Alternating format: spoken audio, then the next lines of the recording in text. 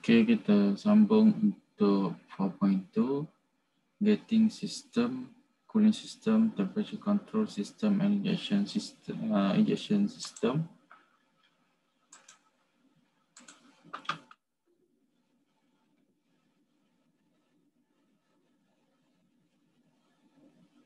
Okey.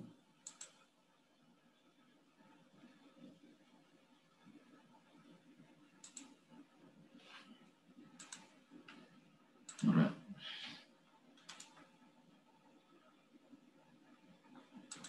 Jadi untuk getting system, kita akan fokus kepada gate lah. Suppose pergi pada getting system. Gate ni macam seperti kita tahu, daripada gate ni adalah point terakhir di mana molten plastik akan masuk kepada core and cavity. Jadi ada berbagai jenis gate dan kita akan fokus kepada beberapa jenis lah. Sebelum tu kita kena tahulah beberapa objektif getting system ni. Antaranya adalah untuk connecting the runner to the mold cavity. So saya buat sekali lagi. Ini contoh gate, kat mana gate tu berada. So ni runner, ni sprue.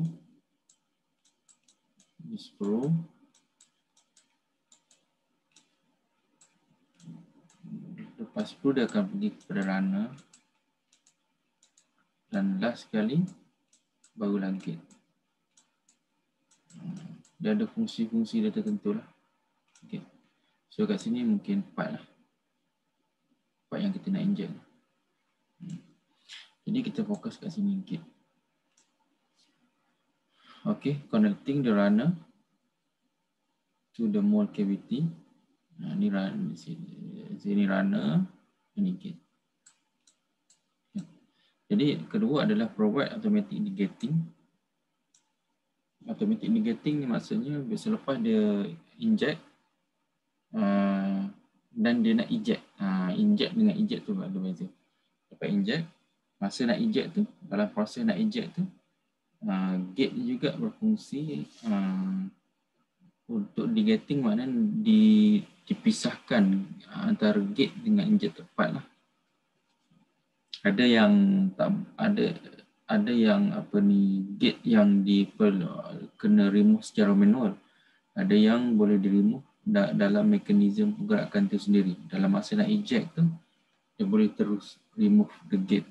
Degating ni maksudnya kita nak buang gate tu daripada part. Lagi adalah untuk avoid excessive shear or pressure drop.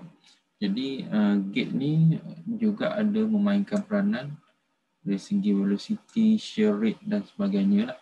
So design ni antara tujuannya adalah kat sini lah, nak control melalui flow kat sini, dia boleh beri efek kepada shear ataupun pressure, dan untuk control packing times.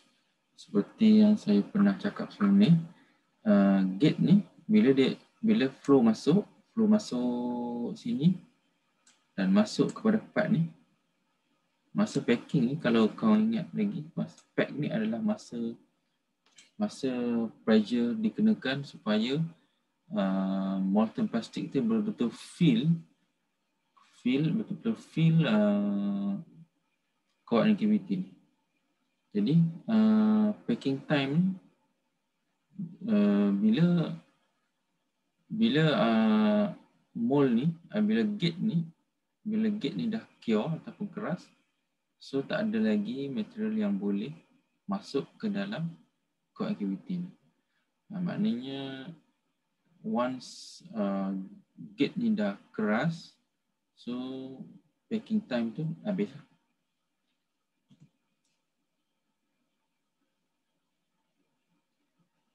Okay, ni contoh gate. Ni part ni multi cavity lah, Ini adalah sprue. Okay, kat sini dia akan pergi kepada runner. Baru last dia masuk kepada part lah melalui gate. Gate. Macam pagar lah, pintu pagar kan. Okay, kat sini cakap gate type, design and location can have effect on the part such as part packing, gate removal, cosmetic appearance of the part and part dimension and warping. Jadi kesannya kepada gate, gate ni boleh beri kesan kepada part packing atau packing time, gate removal sama ada manual ataupun automatic, cosmetic appearance ni macam mana kesan gate ni boleh memberi kesan kepada appearance pada part dia, dan part dimension and warping, dan gate ni boleh beri kesan kepada actual size yang kita nak. Actual size maknanya lepas inject, adakah kita dapat size yang sama seperti yang kita design. Dan juga warping lah. Warping ni leggingan. Jadi ni lagi satu detail lah kita tengok untuk gate ni secara generalnya, screw, runner dan gate. Cross slot ni pun ada function lah. Jadi untuk dapat maklumat detail boleh copy dan paste link YouTube ni, boleh tengok sendiri. Okay, gate types. Ada dua, kita kategorikan kepada dua lah. Satu manually trim dan satu lagi automatically trim. So manually ni kita buat by operator lah. Dia memerlukan operator untuk mengasing atau untuk memisahkan gate dengan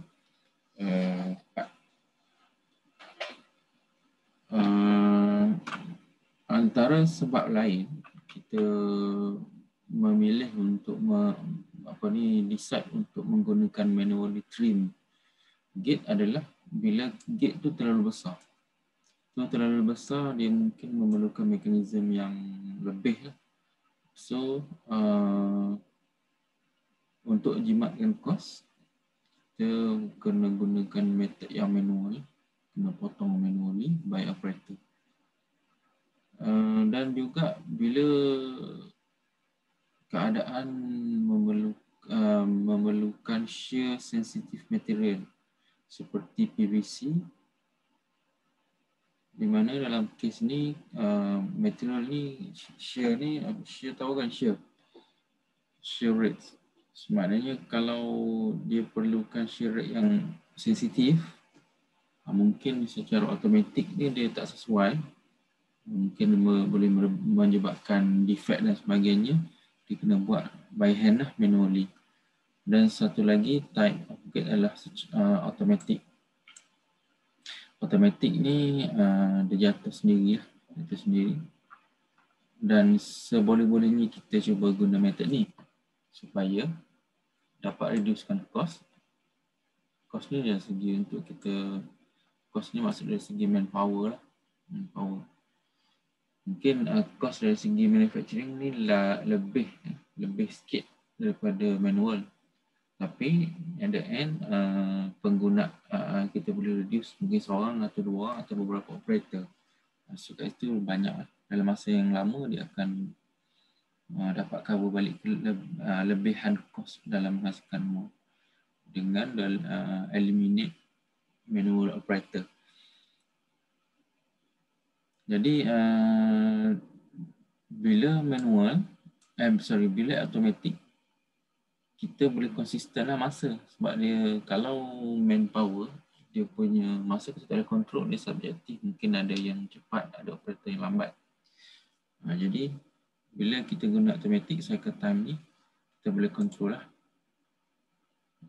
Dan untuk meminimumkan kesan cala kepada part. Kalau manual ni mungkin operator tu tak hati-hati, mungkin melibatkan defect. Jadi gate seterusnya adalah gate location and number. Beberapa garis panduan ataupun pertimbangan lah yang boleh dibuat untuk memilih location gate dan bilangan gate. Antaranya adalah heaviest cross section. kat mana heaviest cross section ni kita kena decide lah. Mungkin cross section tu maksudnya cross section tu besar. Jadi bila besar, patutnya gate berada kat situ. Dia tak boleh bahagian kecil. So dia kena masuk dekat yang besar dulu, baru dia pergi kepada hujung yang kecil.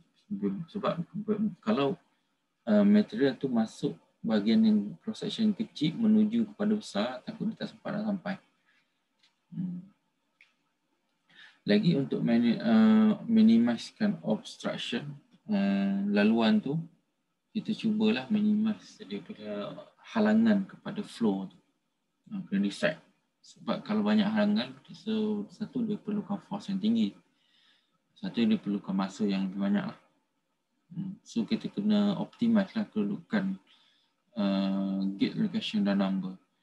Dan lagi satu antaranya adalah not affect part function lah. So kita design ni supaya fungsi pada part tu tidak terjejas. Dan seterusnya adalah easy untuk digating, supaya kita design ni supaya dia senang untuk kita buang dia balik. Dan lagi untuk minimize flow path. Kalau bila minimize ni, kita maknanya kita perlukan satu, kita dapat reducekan dia punya masa. Lagi kita boleh reduce dia punya force. Dan lagi to avoid cosmetic flow marks. Jadi kalau flow marks ni kesan aliran molten plastik tu. Mana kalau flow tu terlalu laju, mungkin kita boleh nampak kesan dia. Jadi kalau dia slow, kesan tu mungkin boleh dielakkan, dia lebih cantik lah part. Dan cuba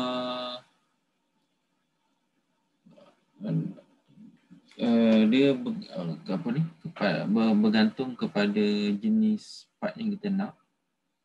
Dan jika perlu, dia kena buat tambahan kepada gate lah. Maknanya kalau perlu saja. So kalau boleh kita cuba elakkan lah. Sebab ia melibatkan kos. Dan sebagainya lah. Contohnya gates vary in size and shape. Berbagai size dan bentuk gate yang ada nanti kita tengok. Large part memerlukan larger gate. Small gate have better appearance. Large part perlukan kalau part yang besar memerlukan gate yang besar lah supaya flow tu dapat capture dia punya size tu. Tapi sebenarnya yang small gate ni lagi bagus. Tapi kita kena tengoklah adakah yang akan memberi kesan kepada appearance kepada end product kita. Okey, kita pergi kepada common gate design. Common gate design ni penting lah. Tajuk ni penting, kena beri lebih perhatian. Kita ada pelbagai banyak sebenarnya gate ni. Tapi kita fokus beberapa gate sajalah. Antara ni contoh-contoh gate yang available, yang biasa digunakan antaranya screw gate, fan gate, tunnel gate, ring gate, tap gate, pin gate dan sebagainya. Ini contoh gate. Kita masuk yang pertama, kita pergi kepada screw gate. Screw gate ni maksudnya dia daripada screw dia terus masuk. Ingat lagi tadi gambar yang saya buat ni, daripada screw dia pergi ke runner dulu, baru dia masuk pada gate. Yang ni tak. Yang ni dia terus, tengok sini, daripada screw terus masuk ke part. Nampak? Ni part. Ini maksudnya screw gate. So biasanya screw gate ni adalah untuk part yang besar sebenarnya. Part yang besar. Direct or screw gate is commonly used for single cavity mold. Single cavity. Single cavity maksudnya dalam satu injection hanya satu part yang kita hasilkan. Kalau multi cavity ni sekali inject untuk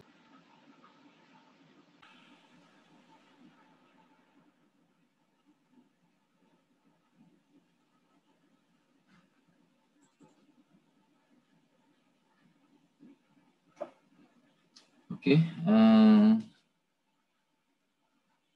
Ya.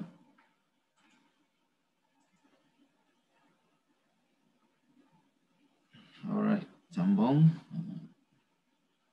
So antara kelemahan apa ni Pro gate ni adalah gate maglev lah, sebab since dia punya apa ni dia punya surface yang bercantum dengan part ni besar, so mungkin dia akan ada kesan lah. Biasanya kalau gate yang okey dia tajam macam ni, so kat sini dia putus, kesan dia ingin minimize. Jadi mungkin yang ni bila besar, ni gate kan besar, lepas tu dia terus masuk pada part kan, so jadi kesan kat sini susah nak hilang lah. Mungkin dia memang akan meninggalkan kesan. Okay. Seterusnya adalah flash gate. Okay, flash gate kita sambung untuk video seterusnya.